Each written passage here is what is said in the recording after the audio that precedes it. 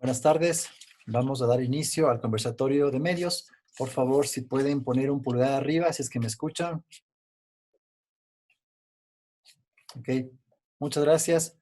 En un momento más se van a seguir sumando más periodistas, pero en honor al tiempo vamos a iniciar. Agradecemos su gentil participación a los medios de comunicación, a los cuales les hemos invitado a un conversatorio para para explicar las acciones que ha desarrollado el Ministerio de Inclusión Económica y Social en el marco de la emergencia sanitaria. Reconocemos su labor periodística y solicitamos su gentil difusión de la política pública y social que garantiza los derechos de las personas más vulnerables. Hemos invitado a diferentes medios de comunicación que les voy a mencionar en este momento. De Diario El Comercio, César Sosa; Diario Metro, Hernán Cueva; TVC, Araí Vega; TVC, Gabriela Crespo; La Hora, Araí Vega; Teleamazonas, Sebastián Piedra; Ecoavisa, Andrea Báez; El Universo, Ronnie Rodríguez; Radio Sucesos, Milton Pérez; FM Mundo, Fernanda Zavala; La Posta, Luis Eduardo Vivanco; Radio Única, Verónica Miño; RTV, Valeria Ojeda; y Radio Quito, Gonzalo Ruiz. Antes de iniciar el conversatorio, explicaré la metodología de trabajo. Primero, el ministro Iván Granda Molina presentará las acciones desarrolladas por el MIES. A continuación, haremos una ronda de preguntas para poder solventar cualquier inquietud que tengan ustedes como periodistas. En el caso de existir más dudas, haremos una segunda ronda de preguntas. Cabe considerar que en el chat de WhatsApp que hemos creado, iremos poniendo las posiciones a las cuales corresponden cada uno de los medios de comunicación. Para dar inicio, comenzamos con la intervención del doctor Iván Granda Molina, ministro de Inclusión Económica y Social. Bienvenido, ministro. Bueno, ante todo, buenas tardes. Mil disculpas por la demora. Estuvimos en una reunión con algunos compañeros ministros y por eso me demoré un poquito, pero ya estoy acá con ustedes. Efectivamente, nosotros vamos a hacer una exposición de alrededor de 10 minutos para que ustedes luego puedan hacer las preguntas que ustedes consideren necesarias. Efectivamente, Ecuador y el mundo ya no serán iguales luego de esta crisis, luego de esta pandemia. Y ciertamente nos llama a los que hacemos políticas públicas a través de los distintos ministerios a buscar nuevos modelos de atención, garantizar, lo más importante es garantizar el tejido social. Se debe ampliar los instrumentos de protección social que protejan el empleo no adecuado o el desempleo mismo, fruto de esta crisis y emergencia sanitaria. Entonces, desde esa perspectiva, nosotros creemos que es importante que existan esfuerzos multisectoriales de los distintos actores. No es que el MIES debe establecer la política social, sí, es el principal, pero la misma tiene que ser intersectorial. Hoy estamos pensando que si es que no se toman medidas de protección social adecuadas, estamos hablando de que un millón de personas podrían caer en pobreza extrema. El 5.6% de incremento de pobreza y 3.6% de extrema pobreza. Y creo que ese accionar del MIES establece que tengamos que repensar, por ejemplo, cómo atendemos a los niños de 0 a 3 años. Ustedes pueden ver, nosotros tenemos en temas de desarrollo infantil una inversión de $220 millones, atendemos a 295.200 niños. De 0 a 3 años ya habíamos ampliado ya un proceso para poder luchar en contra de la desnutrición infantil. Lo mismo ocurre con el tema intergeneracional, que son adultos mayores. Atendemos a 123.990.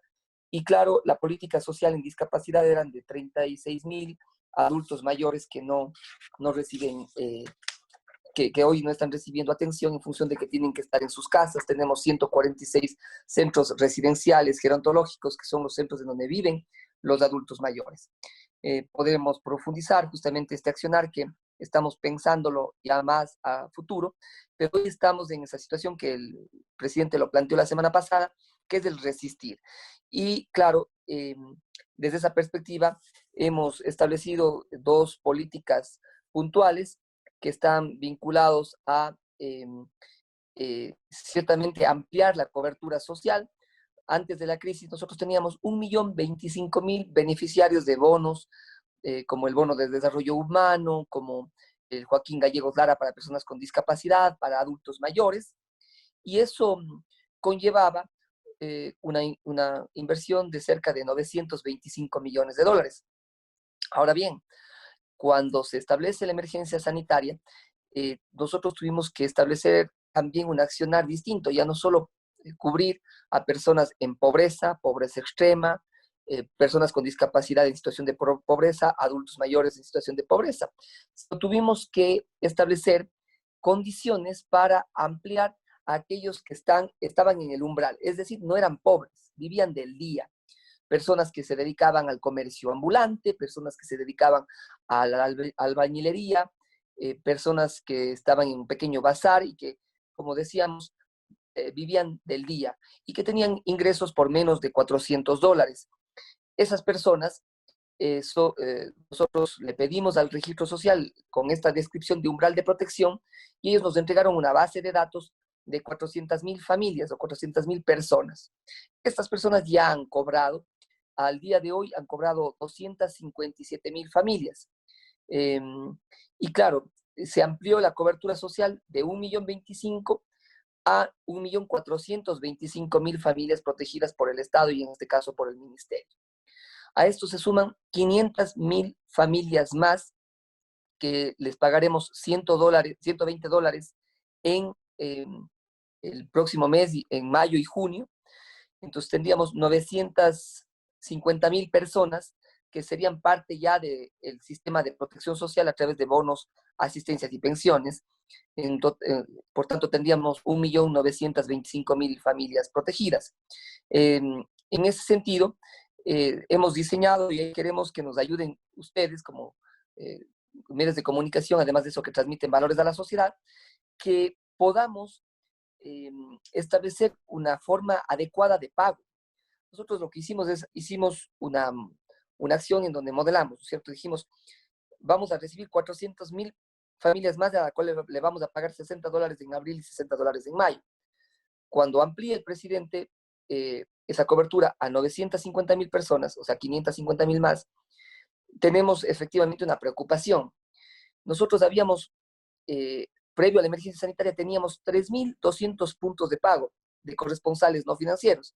¿Qué son los corresponsales no financieros? Son el Banco del Barrio, del Banco de Guayaquil, mi vecino del Banco del Pichincha y también mi banco del Banco del Pacífico.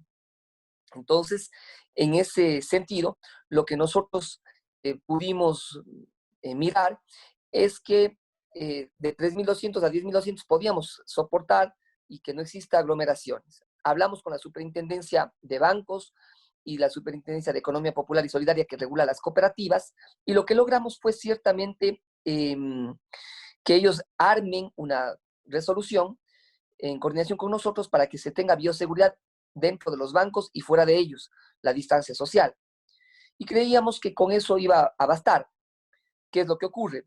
Es que la gente, los ciudadanos, no van al Banco del Barrio, todos van a Ban Ecuador o todos van al Banco del Pacífico. Y claro, los corresponsales no financieros, que son 10.200, nos genera que la gente al no ir genera aglomeraciones en estos lugares. Lo hemos podido corregir con la Policía Nacional, como hemos dicho, ya se han cobrado, si hoy día, a hoy, déjenme les leo,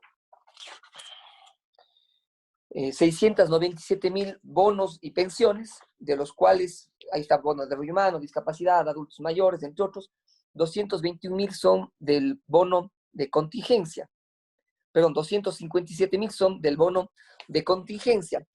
Y claro, ahora nosotros tenemos que velar para que el próximo mes efectivamente la gente vaya a corresponsales no financieros, vaya al Banco del Barrio, vaya a mi vecino, que entienda que no tiene que ir a preguntar en el banco, sino que llame al 1-800-002-002 o la página de inclusión.gov.es, que son aquellas que nosotros hemos habilitado, hemos tenido que reforzar para que la gente, por ejemplo, con el dígito 1, vaya el día 1, el 11 o el 21, y no vaya el 2 por el día 1 o el 3 por el día 5. Es un tema de educación ciudadana que estamos planteándonos para que efectivamente tengamos que buscar que exista orden. Entonces, desde esa perspectiva también estamos transformando los servicios. ¿Cuánto hemos invertido en el bono de protección familiar? nosotros hemos invertido 114 millones de dólares para las 950.000 familias destinatarias. Y claro, eso conlleva, y claro, la pregunta que surge es ¿de dónde sacamos eso? Sacamos de una negociación con los multilaterales que fueron aprobados ya el viernes pasado, en la que estuve yo y el ministro Martínez en ese proceso de articulación. Esto con respecto a el bono de familiar, ya luego ustedes preguntarán lo que corresponda. Tenemos otro tipo de estrategia, que es dar una mano sin dar la mano a Ecuador. Esta campaña no es una campaña nuestra como gobierno, yo creo que es una campaña de todos. Ahí están las cámaras de la producción, la sociedad civil, el sector comercial del país y, claro, varios medios de comunicación que han ayudado a difundir la campaña. ¿Por qué hicimos a través de una plataforma digital? Para garantizar transparencia, honestidad en la consecución de las donaciones de los recursos que vienen del sector privado. Y desde esa línea, por ejemplo, tenemos una plataforma hecha por manos ecuatorianas, la hicimos en 2 días, que se llama www.darunamanoecuador.com. Usted ingresa y tiene inclusive ahí un espacio donde dice transparencia, donde puede ver quién donó y cuánto donó. Pero además, esa plata no llega al Estado, esa plata va directamente a un fondo de las 5 empresas más importantes del país en venta de alimentos, como son Supermaxi, Mi Comisariato, Coral, Tía y Santa María. Ellos hacen el acopio de la alimentación de los kits, arman los kits y la logística de ellos, junto con la de la Cervecería Nacional Ascende y la de la Policía Nacional y el Ejército, es la que distribuye a través de todos los canales que tenemos, que son la iglesia, que son los gobiernos locales, que son los gobernadores, jefes y tenientes políticos, la gente del MIES. En Guayaquil tenemos una alianza con Banco de Alimentos de Guayaquil, que ha permitido que lleguemos de forma mucho más rápida, sobre todo en la última milla. Al momento se han entregado 390.000 kits, pero se tiene ya 500.000 de kits, que es lo que hemos podido lograr con las donaciones. Las cadenas fueron las primeras en donar. Supermaxi, por ejemplo, donó 100.000 kits. Lo mismo pasó con Coral, con todas aquellas que nos están apoyando, y eso permite que ciertamente tengamos transparencia con la solidaridad. Lo que estamos haciendo es justamente todo lo contrario a lo que ocurrió en el terremoto, donde la solidaridad de la gente nunca llegó siquiera, o se arrumó en bodegas, y claro, veíamos cómo las bodegas estaban llenas, pero la gente no las tenía, porque la última milla es súper difícil en términos de logística, y más aún cuando tenemos una emergencia como la que tenemos, en donde está limitada la movilidad. Entonces, si ustedes pueden revisar, y nosotros les podemos entregar también, por ejemplo, en Guayaquil hemos entregado nosotros 68.000 kits, de los cuales, perdón, 58.000 kits, de los cuales otros los han hecho con el Banco de Alimentos, que están en 160.000 kits. En Quito tenemos 67.000 kits nosotros, les donamos algunos también a los del municipio de Quito, y hemos trabajado con organizaciones de sociedad civil como Avina, por ejemplo, que nos ayudó en la entrega de alimentos para 1.300 recicladores.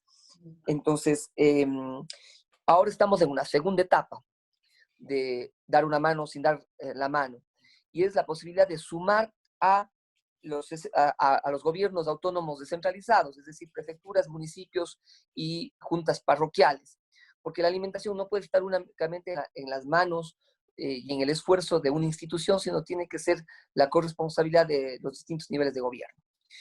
Ahí hicimos una oferta, una propuesta económica a todos los GATS que se vayan sumando, que el monto que tenían ellos para pagar, por ejemplo, créditos con el BEDE, con el Banco de Desarrollo, no lo paguen al BEDE. Es una resolución del COE nacional, en donde ellos no pagarían a las personas al BEDE, sino esos recursos lo podrían utilizar para 2 cosas: venta de alimentos y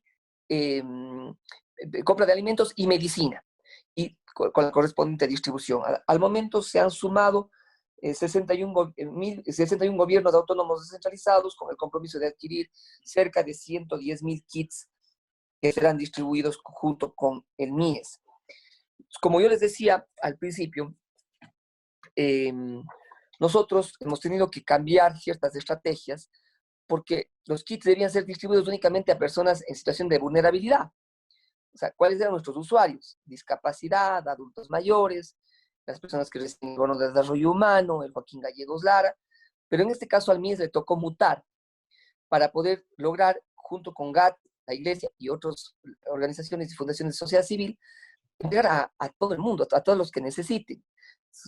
Recibimos a través de inclusión.gov.es y las cuentas y redes sociales pedidos y atendemos lo que las necesidades de la gente lo requieren.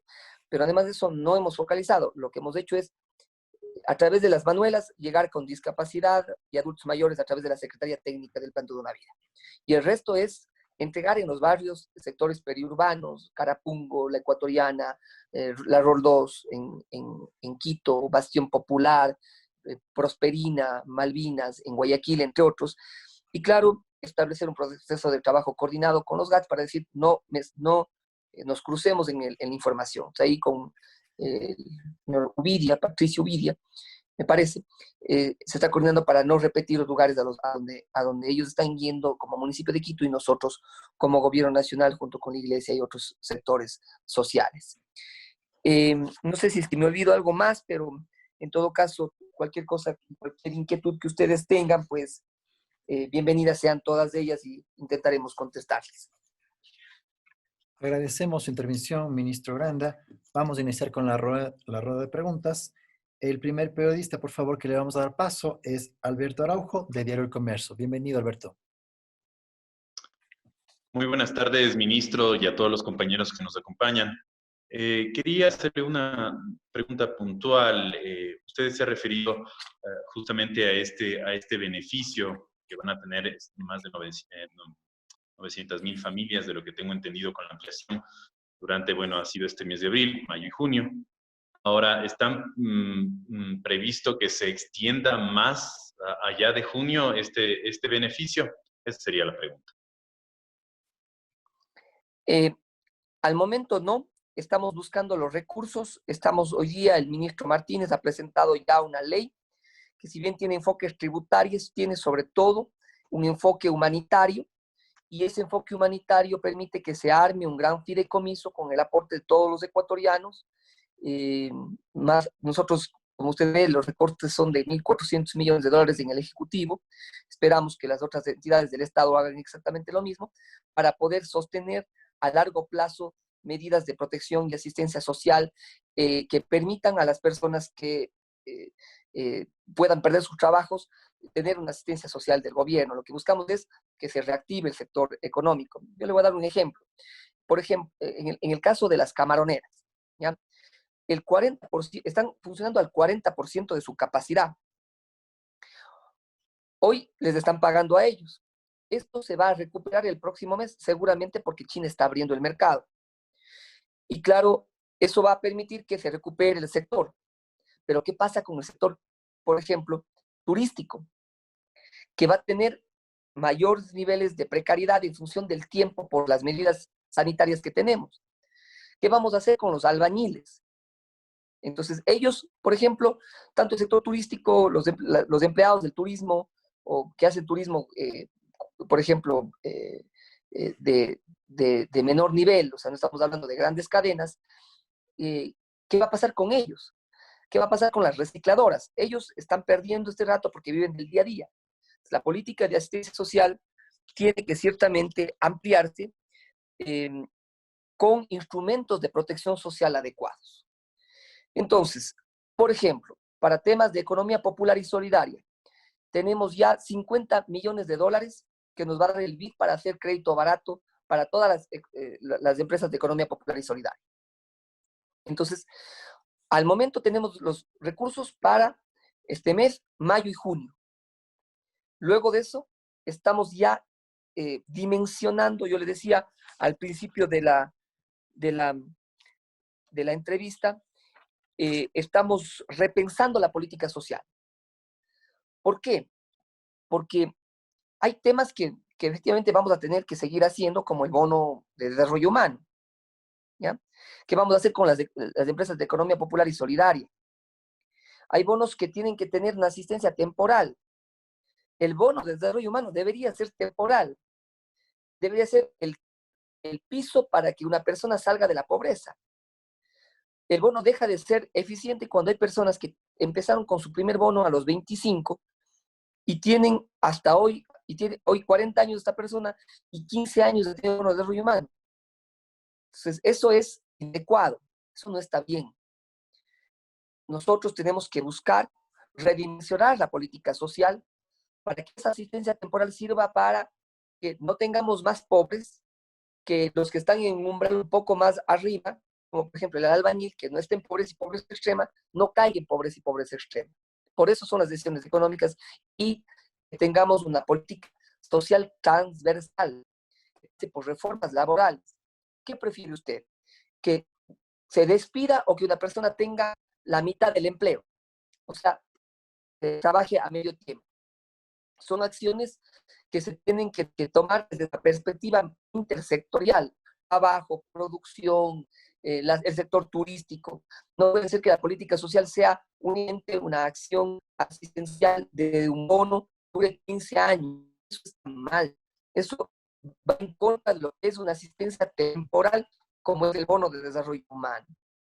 Nosotros necesitamos establecer condiciones, por ejemplo, que la persona que salga del bono tenga una inclusión económica y financiera a través de estructuras como la economía popular y solidaria. Para ser más claro, estamos armando, por ejemplo, con pequeños agricultores del centro del país que se asocien, generen condiciones para romper la intermediación y que ellos sean los que alimenten a los del sector periurbano, por ejemplo, de Quito.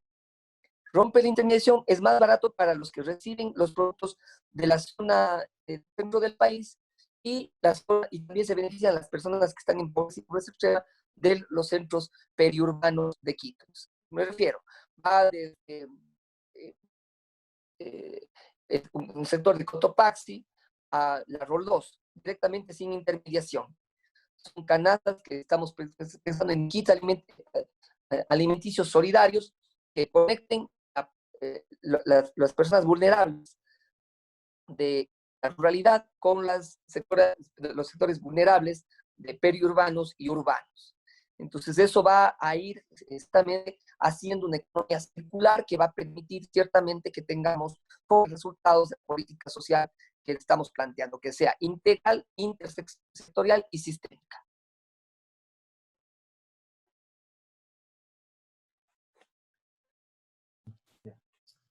Gracias, ministro.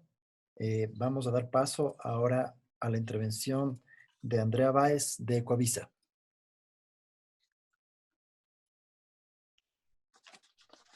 Andrea, Buenas tardes con todos. ¿Ahí? ¿Sí me escuchan?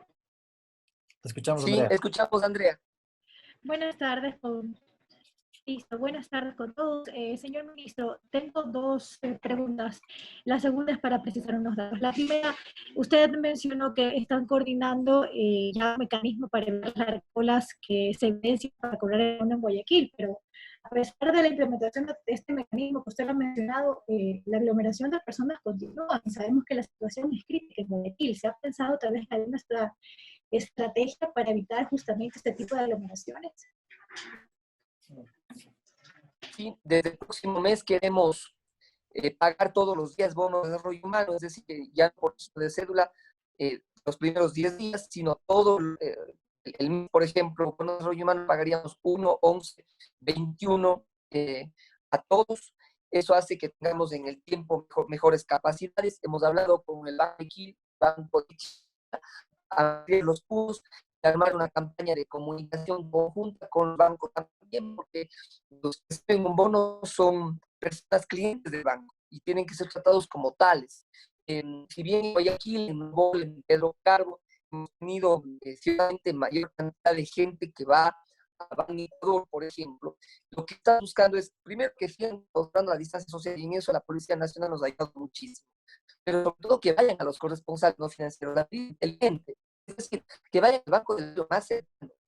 No hay una gente de México, pero hay 12 del Banco de Mayo 4 más de mi vecino.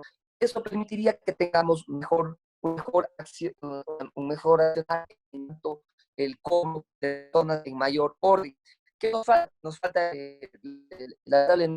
una comunicación muy más directa a través de radios, líneas de televisión.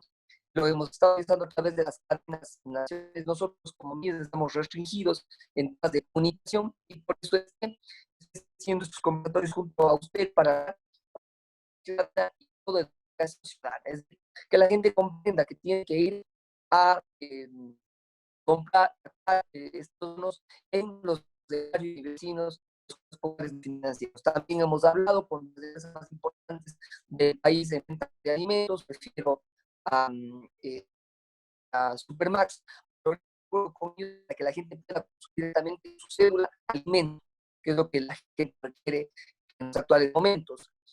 Son medidas que, como hemos dicho, son sui generis, son emergencia sanitaria. Estamos enviando también a propuestas para poder las personas puedan tener, los que tienen una cuenta que puede ser, no, diríamos, una cuenta que funcione como un voucher, o sea, es decir, que a la gente no le una cuenta ficticia, una cuenta creada en el Banco Central para poder distribuir. Son modelos que estamos tratando de incorporar, pero hoy por hoy, el momento que nos plantea la historia en este país es que la gente cobre a través de los bancos y los corresponsales no financieros, perdón, los corresponsales no financieros. O sea, mi banco del Banco del Pacífico, mi vecino y el Banco de Guayaquil. Solo eso va a permitir que tengamos orden, pero es un tema de cultura ciudadana que nosotros estamos buscando que se interiorice. Hemos enviado 400,000 mensajes diarios a través de CNT a las personas para que todos ellos busquen el banco del barrio más cercano. Y estaremos desde la próxima semana en una campaña agresiva ya en términos de comunicación en radios del país y televisión, buscando justamente este objetivo. Se ha demorado porque efectivamente la SECOM, como les digo, tiene restricciones en cuanto a pauta publicitaria en función de la situación de emergencia y porque ellos deben ocupar la cadena nacional, pero la cadena nacional sirve para un estrato. La comunicación tiene que ser por medios tradicionales y no tradicionales, y eso es lo que estamos buscando desarrollar. Y por eso el pedido a ustedes de que nos apoyen con el tema de que la gente vaya al banco del barrio, a mi vecino en mi banco, porque eso es cuidar la salud. Hemos ideado este mecanismo que es el único que puede existir, porque también existen barreras tecnológicas. Tengo que decirles que del 100% de personas, de esas 400,000 familias, nosotros hicimos y cruzamos bases de datos con CNT, con Claro y con Movistar para ver quiénes de ellos tenían celular. El 98% tenía celular, pero apenas el 25% tenía redes sociales. Entonces, lo que hicimos es mandar mensajes por SMS, que todos lo tienen. Pero claro, el resultado de hoy es que sí hay cobros con seguridad, pero no como nosotros quisiéramos que sea en los bancos y corresponsales no financieros. Que, insisto, antes de la crisis eran 3,200. Hemos triplicado, estamos en 10,460 exactamente. 10,464 exactamente. El esfuerzo es importante, inclusive con el apoyo de los bancos. Uno de ellos no está cobrando un solo dólar para poder hacer la transacción financiera con las personas que van a estos corresponsales no financieros. Gracias, ministro. Ahora tenemos una pregunta de Sandra Zambrano, de Diario Metro. Bienvenida, Sandra. Hola, buenas tardes, señor ministro y compañeros. Bueno, tengo dos preguntas. La primera es un poco referente a lo que estábamos hablando en la anterior intervención, donde si hay un porcentaje tal vez del que no, más allá de no contactarle, no tuvo acceso a revisar cuándo podía ver y no cobraron, y no pueden cobrar el bono, se va a hacer un seguimiento y cómo sería para poderles, o sea, para saber y asegurarse que todas las personas cobraron, porque ya el número de cédula que termina en 1, pues ya tiene que cobrar hasta el 21 de abril. Entonces, si se va a hacer un seguimiento de cuántas personas lo hicieron y qué va a pasar con las que no lo hicieron. Y la otra pregunta es, aún hay mensajes, nosotros recibimos de nuestros usuarios que dicen que ellos no reciben el bono, pero quieren saber cómo hacer para que ellos puedan recibirlo. Entonces, porque como usted lo había mencionado, no es que se inscriben, sino es referente a la base de datos que ustedes tienen. Entonces, ¿cuál sería el mensaje para estas personas? Muy bien, empiezo por la primera pregunta. Efectivamente, el 1, el 11 y el 21 puede cobrar el del dígito 1, pero si es que no lo cobró desde el 1, el 11 o el 21, puede hacerlo en el siguiente mes. Evidentemente puede ser que esta persona no recibió la comunicación y por eso desde antes de ayer hemos establecido que el call center empiece a llamar a los números de teléfono o a los números de casa que tenemos. De las 400 familias, el 98% tienen teléfono celular, entonces lo que estamos haciendo es llamando y haciendo un proceso para poder lograr que estas personas puedan ya cobrar todos este mes las 400,000 personas. Y una estrategia más que hicimos es que desde el próximo mes pueden cobrar ya no, o sea, los nuevos beneficiarios, los 550,000 nuevos beneficiarios pueden cobrar directamente $120. O sea, ya no va a ser 60 en mayo y 60 en junio, para justamente buscar que no tengamos los problemas del cobro de los 2 meses, ¿no? En ese sentido, la contactabilidad es importante para nosotros como MIES, pero creo que el resultado es bueno, porque a hoy, que es 15, tenemos 257,000, 260,000 usuarios que ya han cobrado. Y los primeros días estaban en 24,000 los usuarios que cobraban. Y hoy día, por ejemplo, perdón, ayer, que no tenemos el corte de hoy, a 14 de abril, las personas que cobran son 12,000 personas al día. Bajó de 24 a 12,000, pero se sostiene. O sea, no es gente que no. Yo estimo que vamos a llegar siquiera a unos 360, 380,000 familias que van a cobrar este mes. Eso es lo que nosotros tenemos establecido en función de la expectativa estadística y la curva de cobros que se nos ha planteado. A ver, sí. Para las personas que no fueron beneficiadas con las 400,000 familias, dentro de las 400,000 familias, tenemos que decirles algo. No es que el MIES hace la base de datos. ¿Ya? Esta es una confusión que se tiene medio permanente. Es el registro social. ¿Qué es el registro social? Es una unidad autónoma del MIES. Yo soy usuario de esa base de datos o del registro social.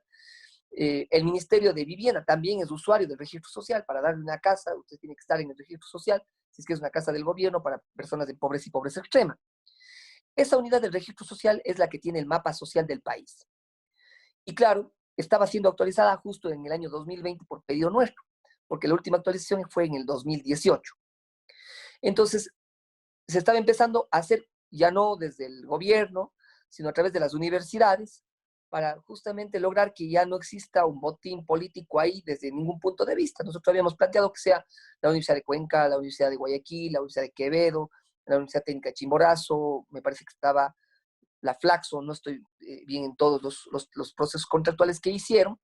Y claro, estaba empezándose a hacer un trabajo con el INEC y las universidades para el nuevo registro social 2020, que es ciertamente el mapa o la radiografía social del país. Lamentablemente ya vino la emergencia sanitaria, pero el trámite es el siguiente. Yo le pido en función de una categoría del umbral de protección. Yo digo, necesito personas que vivan con menos de $500 al mes, que sus actividades sean, por ejemplo, la construcción, o sea, albañiles, que sean personas que hayan perdido su trabajo y que eran trabajadoras domésticas. Entonces, se hace un requerimiento en función del cruce de base de datos con el Instituto Ecuatoriano de Seguridad Social, porque el aseguramiento es obligatorio. Y ellos entregan una base de datos para que nosotros procedamos al pago. Entonces, en ese sentido, por ejemplo, ahora dije, necesitamos todos los que se dediquen al reciclaje, porque perdieron su día a día. Entonces, eso es lo que hemos logrado, o estamos logrando, que es ampliar el umbral. No son estas personas que van a recibir el bono de contingencia de protección familiar, no son personas que reciben bono de desarrollo humano, ni el Joaquín Gallegos Lara, ni la pensión Mis Mejores Años para adultos mayores. son personas distintas que no queremos que se caigan en el techo hacia pobres y pobreza extrema. Entonces, ese registro social estará haciendo hoy día cruces de bases de datos para lograr entregarnos a nosotros a 550,000 nombres de familias para poder nosotros pagar. Nosotros, como decíamos, y repito, establecemos el umbral de protección. Son ellos los que establecen quiénes son. Gracias, ministro. Tenemos también una pregunta por parte de Valeria Ojeda, de RTU. Bienvenida, Valeria.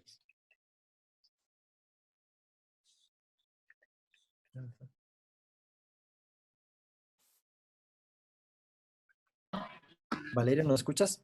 Aló, ¿les escucho ustedes? Sí, Valeria, te Sí. escuchamos. Buenas tardes, ministro. Buenas tardes, compañeros. Bueno, hemos hablado sobre el desarrollo de la campaña Dar una mano sin dar la mano. Sabemos que tiene una buena aceptación y también que están haciendo esta distribución de los kits alimenticios a nivel nacional, y también hemos hablado sobre el desarrollo de la entrega del bono de contingencia.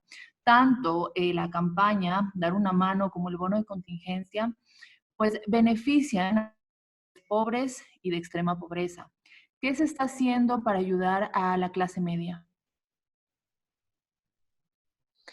Bueno, nosotros en el ministerio se dedica básicamente su manual orgánico funcional es grupos de atención prioritaria, discapacidad, adultos mayores, niños, personas en pobreza y pobreza extrema, y también es adscrito a nosotros el Instituto de Economía Popular y Solidaria.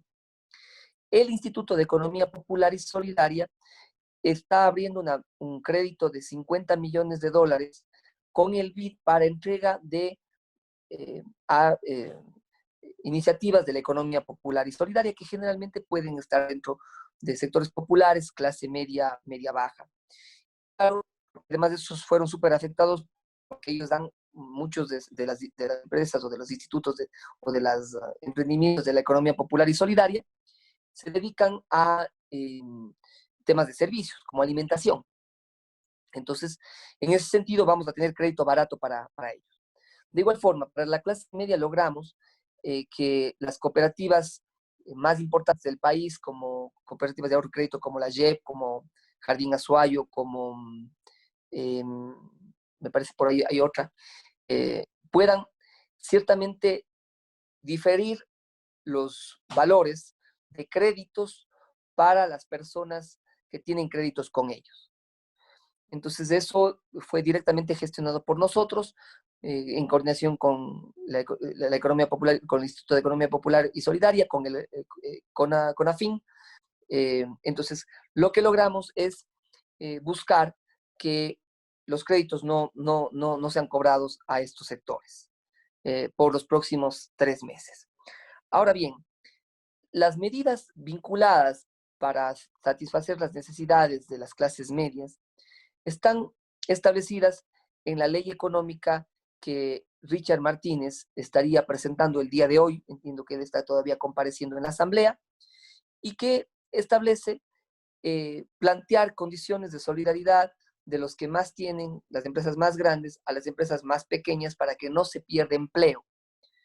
También hay una reforma laboral que está en discusión y lo que buscaríamos es que la Asamblea los trate de forma emergente para justamente resolver algunos temas de la economía de las clases medias del país. Pero como le digo, y repito, lo principal del argumento que estoy estableciendo con ustedes es que el MIES, es el Ministerio de la Familia, vincula que tiene áreas de acción, que son las que yo le he indicado. Sin embargo, como le digo, tenemos propuestas económicas que permitirían justamente proteger a las clases medias del país, dada la crisis económica, la crisis de debilidad de caja fiscal y también la emergencia, la emergencia sanitaria en la cual estamos viviendo.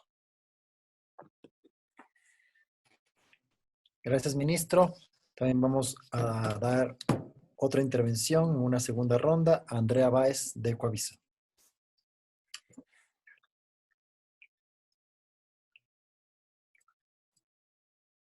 Andrea, ¿nos escuchas?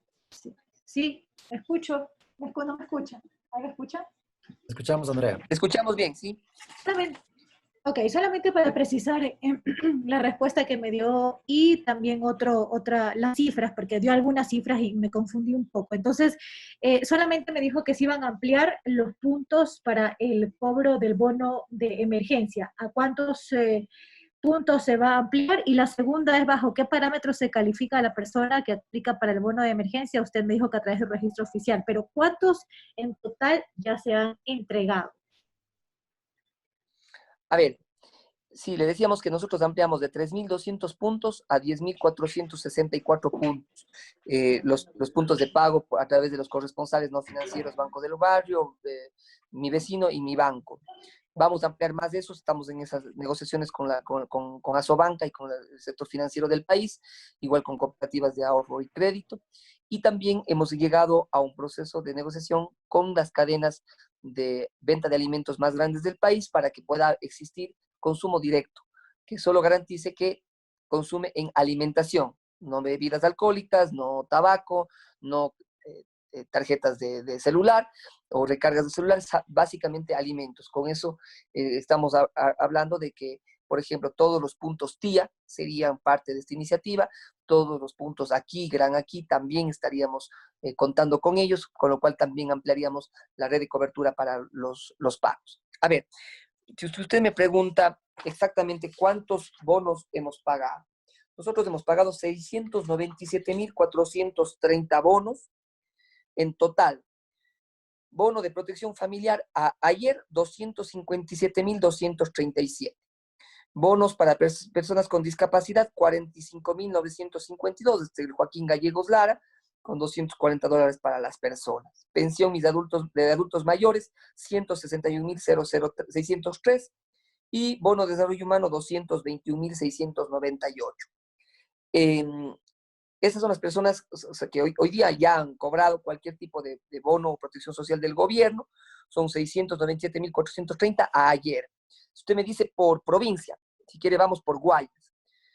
En Guayas en total han cobrado 165.360 personas todos estos bonos. El bono de emergencia de protección familiar, 69.776 a ayer. En el caso de Manabí, tenemos 92.000 en total. Si es que vamos al bono de protección familiar, 37.392. Los Ríos hemos pagado 65.569, de los cuales el bono de protección familiar es de 23.723. Si quiere vamos por otras provincias, tal vez si vamos por Azuay, se han cobrado 27.641 bonos. Del bono de protección a la emergencia familiar son 7.488. Eso es lo que tenemos, como les digo y les repito, con fecha 14 de abril, porque el corte se hace a las 5 de la tarde de hoy, del día de hoy. Del registro social, perdón. El registro social ya está haciendo el cruce de datos para poder llegar a esas 550.000 personas. Como decimos, ellos tienen las bases de datos de todo el país. Entonces, ellos cruzan y establecen y hacen la protección del umbral que el MIES le pide hacer, que es el que yo le había indicado hace poquito. No sé si queda Gracias, clara ministro. la pregunta. Por favor, Andrea, nos confirma si queda clara la pregunta al ministro.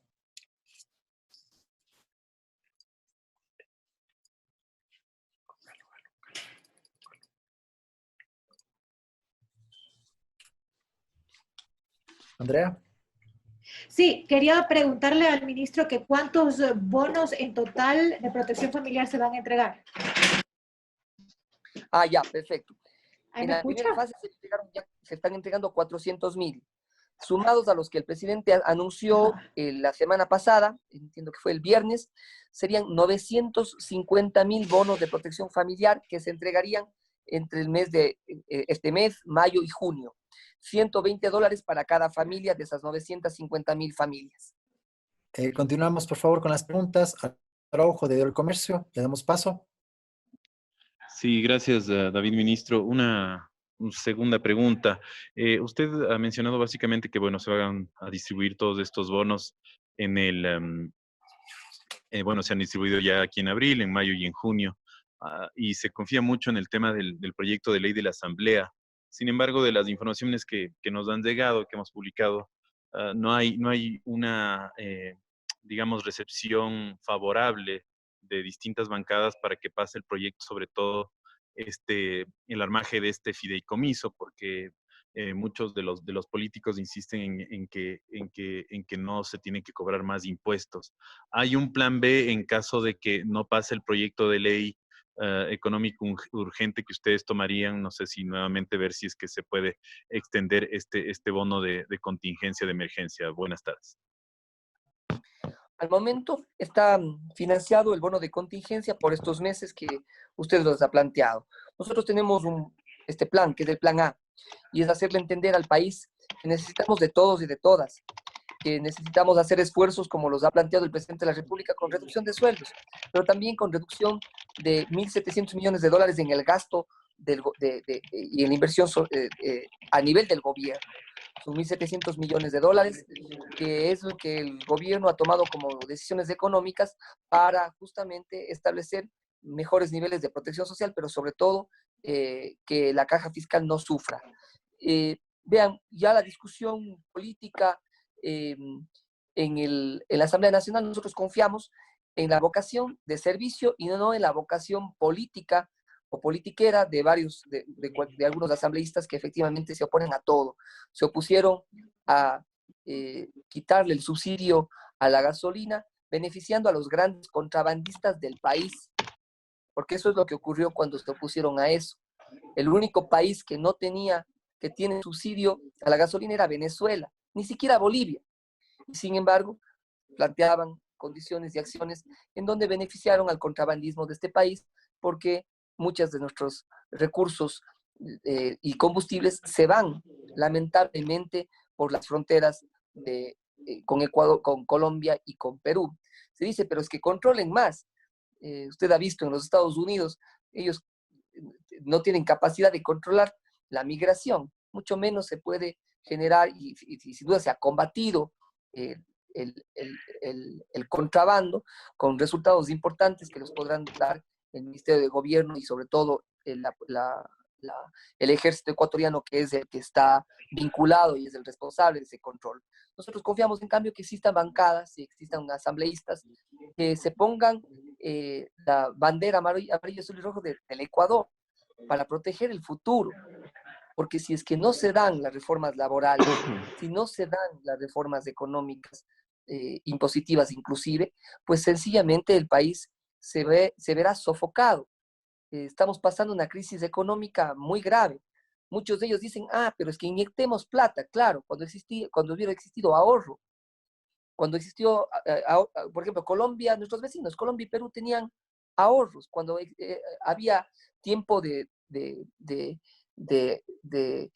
un petróleo alto, existía condiciones económicas inmejorables con el precio del petróleo, con el factor comercial.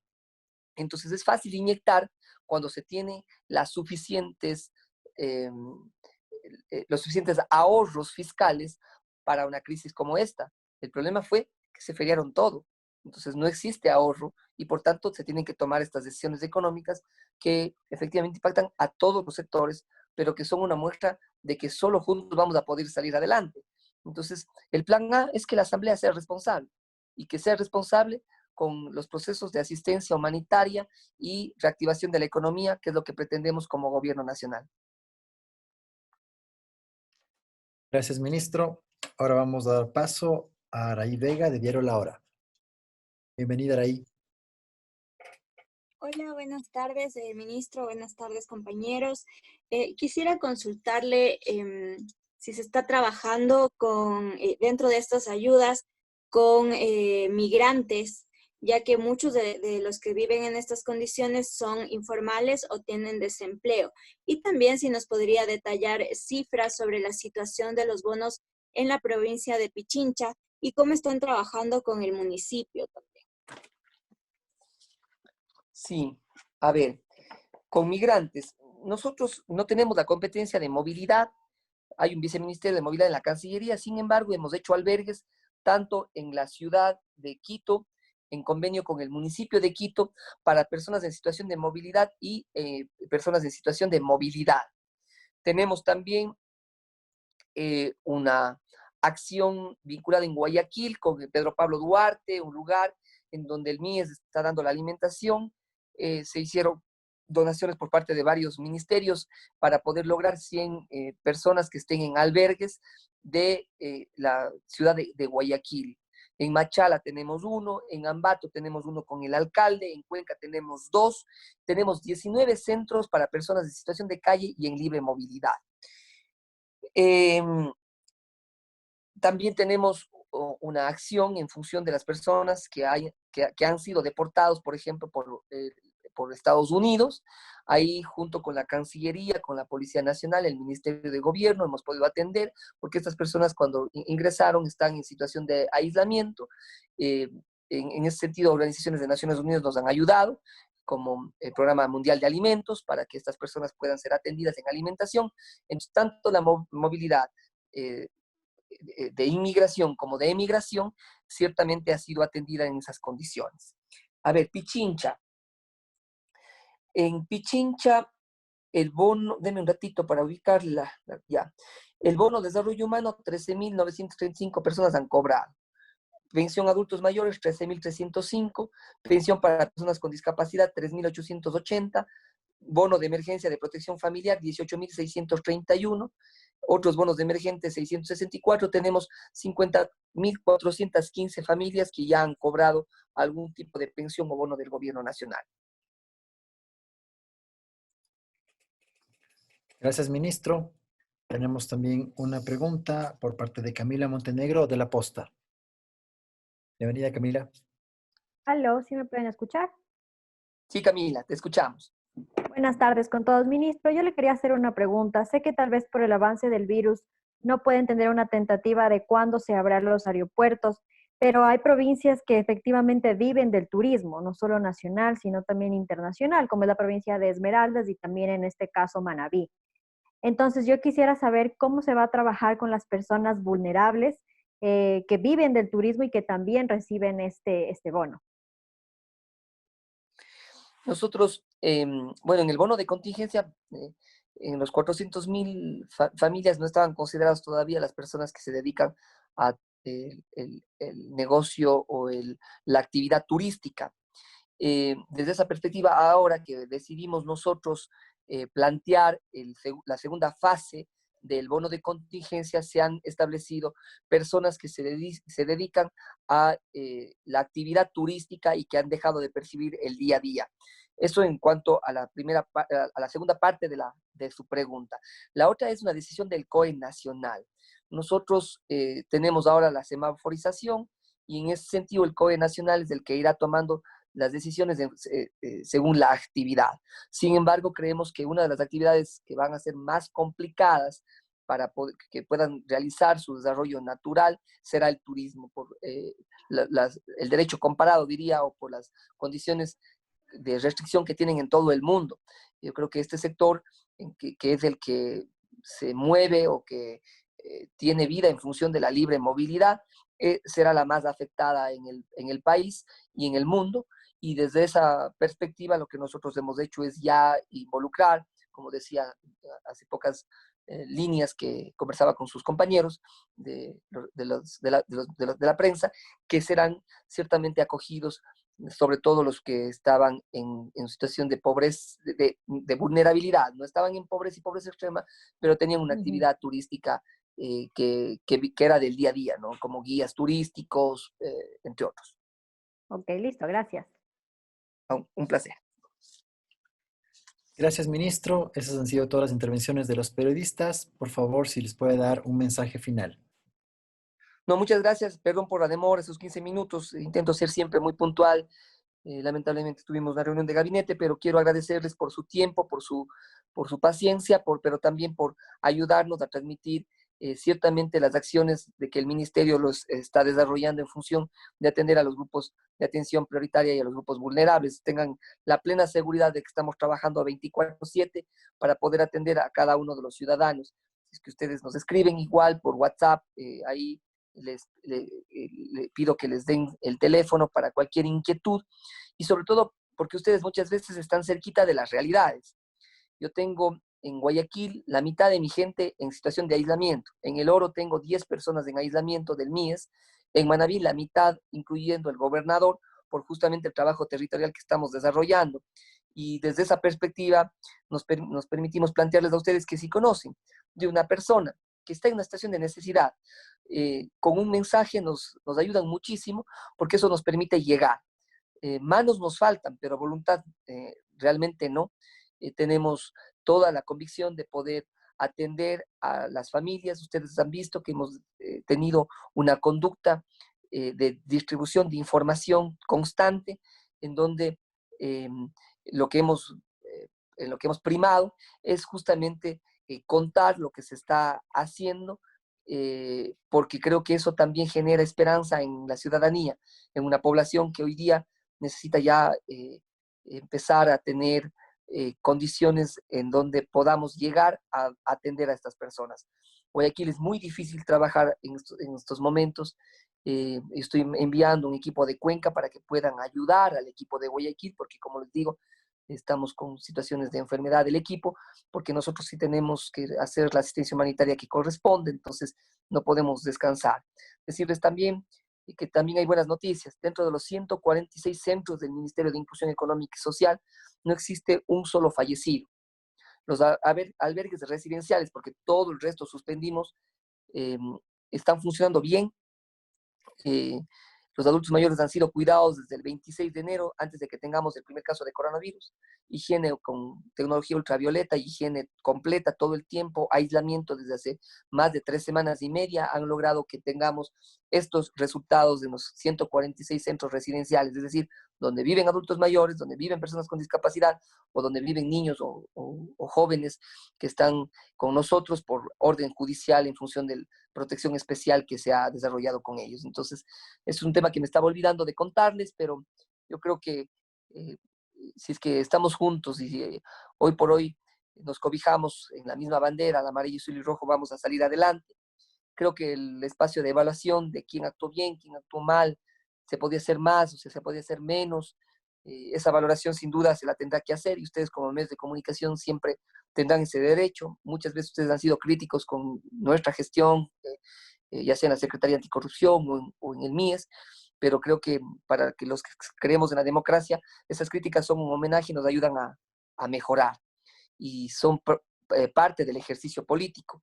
Pero hoy creo que lo que quisiera que nos ayuden es justamente en esa elemental acción que es que los ciudadanos comprendan que no tienen que ir a Ban Ecuador todos, que rompamos la noticia fake, porque nos han puesto muchas noticias fake de que se cobra en el Banco de Pichincha y que todos vayan al Banco de Pichincha el día lunes. Eso genera aglomeración, eso jamás daría el gobierno. Entonces, importante que ustedes nos ayuden en esa campaña de comunicar que pueden hacerlo por dígito de cédula, que durante el mes, que el mes siguiente no se pierde, y que de los corresponsales financieros, que son el Banco del Barrio, mi vecino y el Banco de Guayaquil, es el único mecanismo que va a guardar nuestra seguridad, porque el Banco del Barrio está a 3 cuadras, a 5 cuadras de la casa. Eso nos permite tener ciertamente condiciones de hacer un pago ordenado y real. Entonces, igual la próxima semana entraremos con fuerza. Se han demorado un poco los procesos contractuales, porque como les decía, el MIES no puede contratar comunicación ahora por el tema de la emergencia, pero intentaremos estar justamente en todo lado para poder hacer una transmisión de valores hacia la gente y educación ciudadana que permita que la gente no se enferme por cobrar el bono. Les agradecemos mucho y gracias por todo y estamos a una llamada o un mensaje por WhatsApp. Gracias, ministro, por su intervención, que es muy importante para aclarar las acciones que ha venido desarrollando el Ministerio de Inclusión Económica y Social. Agradecemos también la participación de los diferentes medios de comunicación y les invitamos a visitar www.inclusión.gov.es para que puedan tener más información, así que también como nuestras redes sociales, en Facebook, Inclusión Ecuador, Twitter, Inclusión EC. También pueden visitar las redes sociales del ministro Granda, en Facebook, Iván Granda Molina, en Twitter, Iván Granda M. Muchas gracias. Buena tarde.